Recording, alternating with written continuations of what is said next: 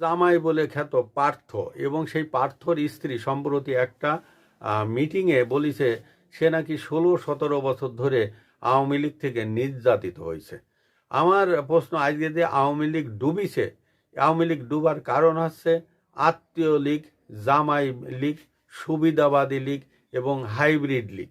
এরাই দলের থেকে সুবিধা নিছে, এরাই দলের থেকে বিভিন্ন সুযোগ সুবিধা নিছে এবং শেষকালে তারা এই দলকে তারা ডুবিয়েছে এবং এই ধরনের লোকজনের কারণেই আজকে তার আওয়ামী লীগের যে লিডারগুলো আছে তারা সর্বনাশ ঘটেছে এবং তারা দেশ ছেড়ে যেতে বাধ্য হয়েছে। কিন্তু আওয়ামী লীগের যে ত্যাগী নেতারা আছে তারা কিন্তু সুযোগ সুবিধা বঞ্চিত ছিল, তারা কোনো সুযোগ সুবিধা নেয়নি। আজকে তারাই কিন্তু বড় বিপদে পড়ছে।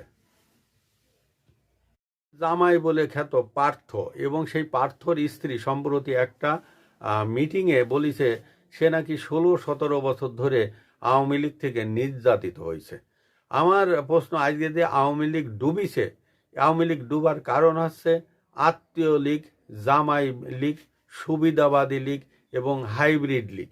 এরাই দলের থেকে সুবিধা নিছে, এরাই দলের থেকে বিভিন্ন সুযোগ সুবিধা নিছে এবং শেষকালে তারা এই দলকে তারা ডুবিয়েছে এবং এই ধরনের লোকজনের কারণেই আজকে তার আওয়ামী লীগের যে লিডারগুলো আছে তারা সর্বনাশ ঘটেছে এবং তারা দেশ ছেড়ে যেতে বাধ্য হয়েছে। কিন্তু আওয়ামী লীগের যে ত্যাগী নেতারা আছে তারা কিন্তু সুযোগ সুবিধা বঞ্চিত ছিল, তারা কোনো সুযোগ সুবিধা নেয়নি। আজকে তারাই কিন্তু বড় বিপদে পড়ছে।